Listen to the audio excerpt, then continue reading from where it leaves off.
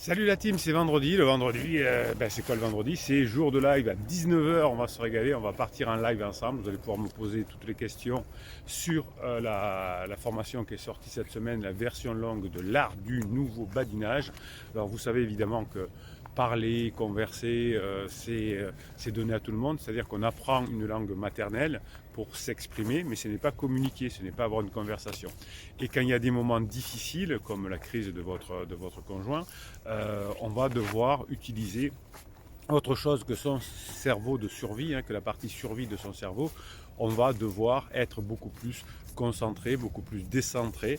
Quand vous apprenez à conduire une voiture, si vous ne savez pas conduire, vous pourrez vous en sortir assez facilement sur une route droite sans autre véhicule. Si vous allez sur une route escarpée avec du verglas, eh bien, il faudra avoir une certaine maîtrise. Comment dirais-je, l'intuition ne suffira pas. L'intuition peut suffire effectivement sur des choses simples, mais dès qu'on a des choses qui sont plutôt compliquées, plutôt ardues, eh bien, il va falloir utiliser d'autres parties de son cerveau et notamment observer ce qui se passe chez votre conjoint. Donc lorsque on va parler évidemment, alors tant que j'y pense, le catalogue des formations, c'est un descriptif de cette vidéo. Vous avez aussi le catalogue des coachings. Et puis dessous, aussi dans le descriptif de cette vidéo, sous le catalogue des formations, vous avez évidemment le lien pour aller sur Telegram et le lien pour pouvoir avoir des commentaires sur Facebook, sur n'importe quoi, sous la vidéo de YouTube Bruno se calme. Il y a un groupe Facebook effectivement. Les questions que je tire au sort, c'est en commentaire sous les vidéos et le catalogue de formation. Bruno se calme, il est bien en descriptif de cette vidéo. D'ailleurs, dans le Bruno se calme, tiens, on va faire un petit aparté. Quand on est stressé, quand on veut prendre l'hélicoptère, vous savez que si on veut, vous savez qu'on est tous des êtres moyens avec une zone de génie. Et souvent, vous me dites en coaching, oui mais moi vous allez voir Bruno, ma situation elle est exceptionnelle, vous n'avez jamais vu ça, etc. Et à la fin du coaching, vous me dites très souvent effectivement, bon oui finalement, ma situation elle est comme tout le monde. Ça, c'est la réalité des choses. Il nous arrive à peu près les mêmes galères qu'à tout le monde. On oublie les clés, on n'est pas concentré, de temps en temps on fait un exploit, mais c'est pas tout le temps. On se prend la tête comme tout le monde, on est moyen. Donc l'une des façons quand on veut s'améliorer, quand on veut par exemple s'améliorer dans le badinage et se préparer à badiner avec son conjoint en crise, eh bien ce qu'on va faire, ça va être assez simple, c'est qu'on va prendre une distanciation cette fois face à soi, pas face au couple dans la phase 2. C'est-à-dire que par exemple, c'est pour ça que je dis Bruno on se calme, c'est-à-dire que vous allez dire plutôt, bon Bruno, comment tu vas expliquer cette chose à ton conjoint ce soir? Bruno, quelle est la blague que tu vas faire? Bruno, quel est l'humour que tu peux avoir? Donc plutôt que de sortir du jeu ou du tu, parce que quand vous êtes à vénère, vous êtes en colère contre votre conjoint, vous utilisez beaucoup le tu. Oui, tu as fait ça, tu as dit ça, etc. Et quand vous êtes en descriptif en commentaire dans les vidéos ou parfois en coaching, vous dites il ou elle. Donc prenez de la distance, dites par exemple ma femme en crise actuellement, mon mari en crise actuellement, et vous dites Bruno. Vous dites pas Bruno, vous dites votre prénom par exemple.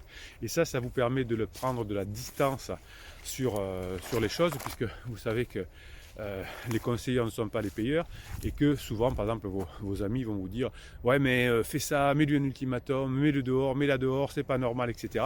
En fait, c'est pour vous débarrasser de vous, c'est pas qu'on dit ça.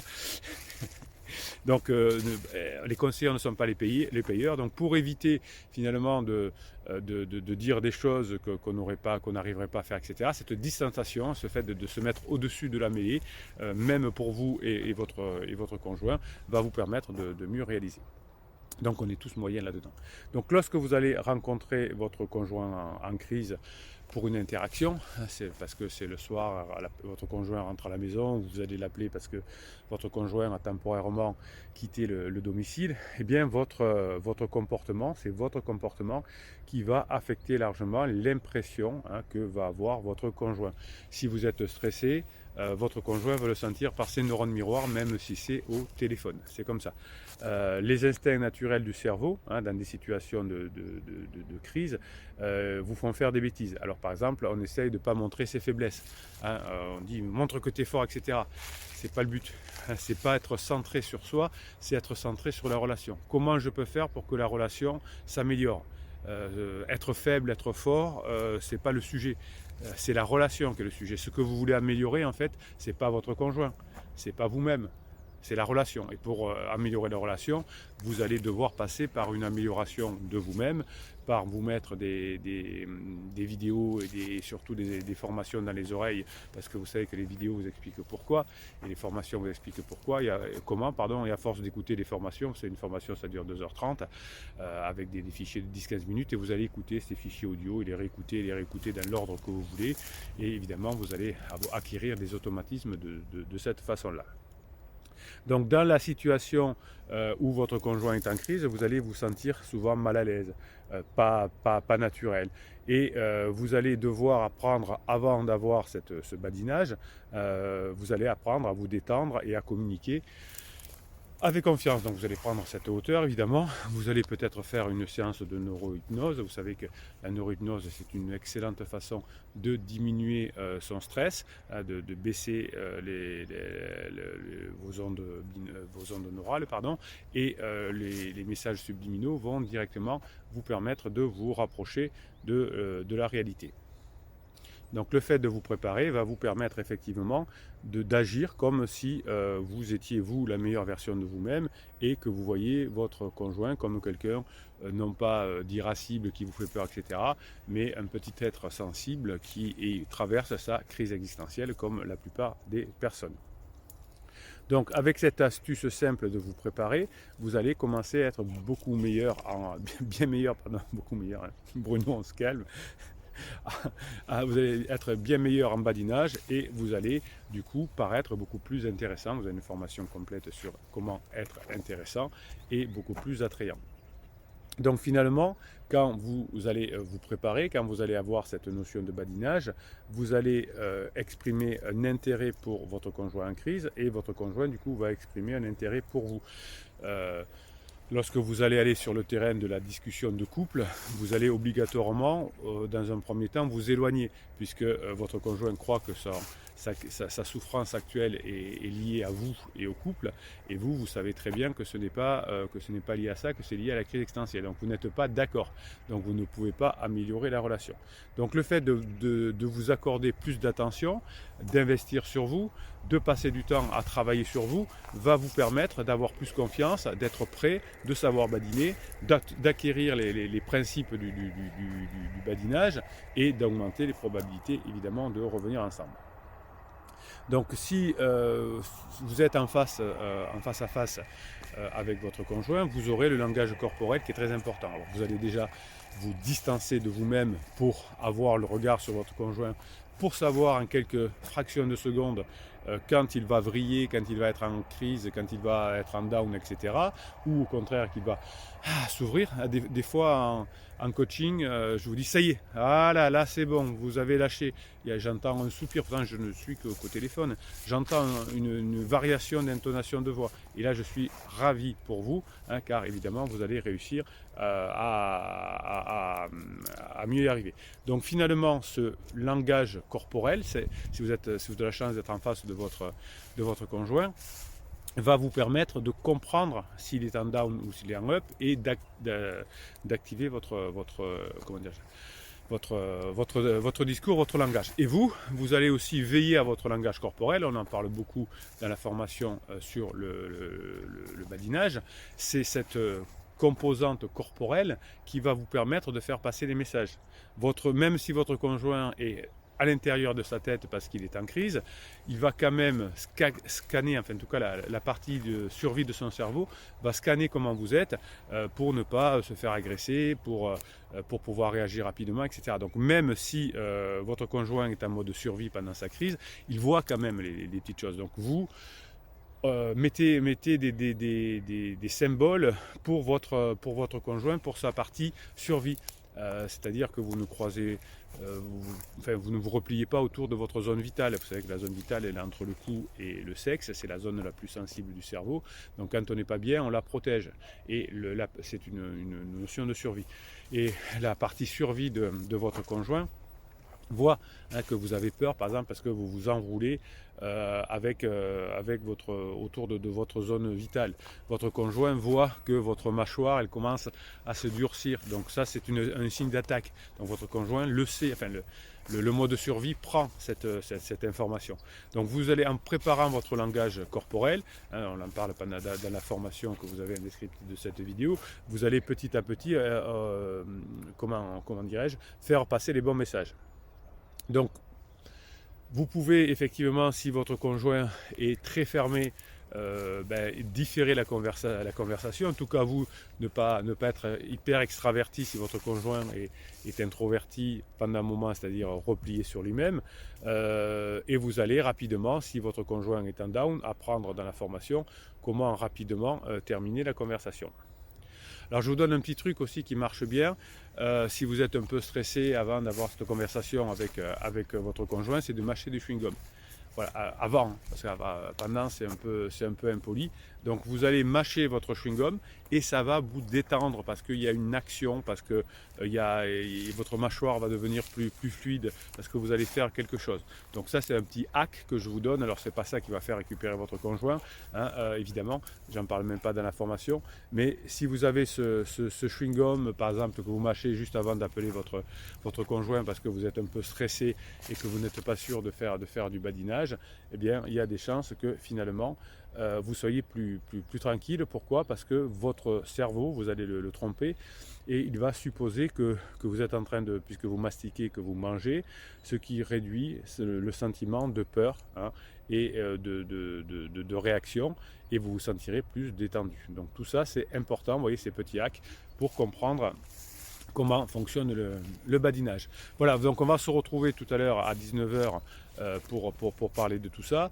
Avant, je vais répondre à quelques questions qui sont arrivées en commentaire de ces vidéos. Je vous rappelle que toute la journée aussi, vous m'envoyez sur mon WhatsApp des petits messages, des audios, des vidéos, des mèmes, et je les mets sur le canal des pirates, le canal Bruno Marchal sur Telegram, et ça vous donne la grinta, puisque vous savez que tout ce que vous apprenez en formation, vous allez le mettre en application, et plus vous aurez la grinta, plus vous aurez d'énergie, plus ce sera facile d'arriver dans cette grinta et dans cette, comment dirais-je, dans cette dans ce badinage qui va vous permettre, Bruno se calme, qui va vous permettre de vous rapprocher de votre conjoint en crise. Alors je vous rappelle que c'est sous ces commentaires, là, sous les vidéos, en commentaire, que je pioche l'occasion de faire des mini coaching. Bonjour capitaine, dit la troisième voix. Nous nous sommes remis ensemble hier soir. Nous avons redormi ensemble avec contact physique et surtout des mots d'amour à profusion. Moi j'aime quand les histoires se terminent bien comme ça. Alors attention, il y aura des rebonds certainement, troisième voix. Merci capitaine, maintenant nous sommes dans l'embarras, nous avons vendu la maison, mais on s'en retrouvera une autre. Oui, alors ça c'est la phase d'urgence, vous savez. Vite il faut vendre la maison, vite il faut divorcer, etc. Et effectivement ensuite on le regrette parce que on est allé trop vite. Donc vous en tant que pirate, vous êtes des rocs et vous faites en sorte que pendant la phase d'alarme, pendant les 6 premiers mois, il ne se passe rien. Et si vous arrivez à passer les 6 premiers mois, généralement, c'est comme ça qu'ensuite vous allez pouvoir revenir ensemble. Nous avons on en retrouvera une autre, ça c'est de la mentalité de la grinta de pirate. Eh ben oui, c'est pas grave, c'est du matériel. Mais vraiment, un grand merci pour vos conseils, je ne vous remercierai pas assez, je reste votre moussaillon, mon capitaine. C'est beau, voilà. Alors évidemment, vous aimez quand les histoires se terminent bien, évidemment il y en a la plupart des histoires de pirates se terminent bien. Oui, il y a encore des divorces évidemment en France et dans le monde, mais la plupart du temps quand il y a un divorce, c'est quand la personne qui n'est pas en crise ne fait pas ce qu'il faut, et là ça abîme évidemment pas mal le couple.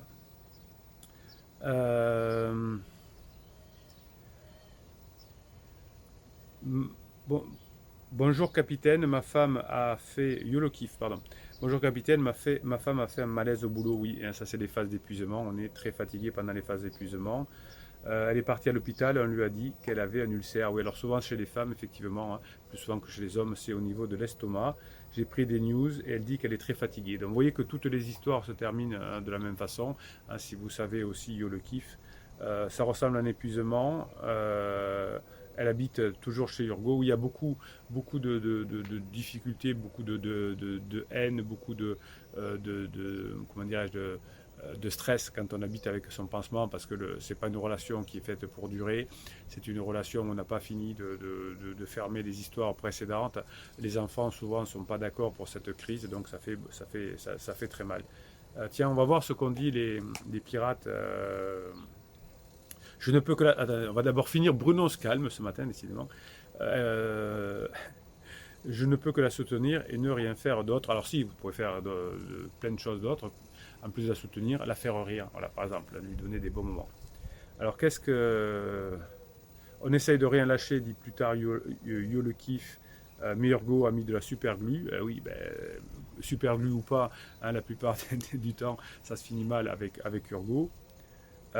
C'est malheureux, dit Pauline, Pauline le kiff. C'est malheureux pour elle, mais au moins vous avez une bonne excuse pour l'appeler plusieurs fois par jour. Et Yo lui dit oui, mais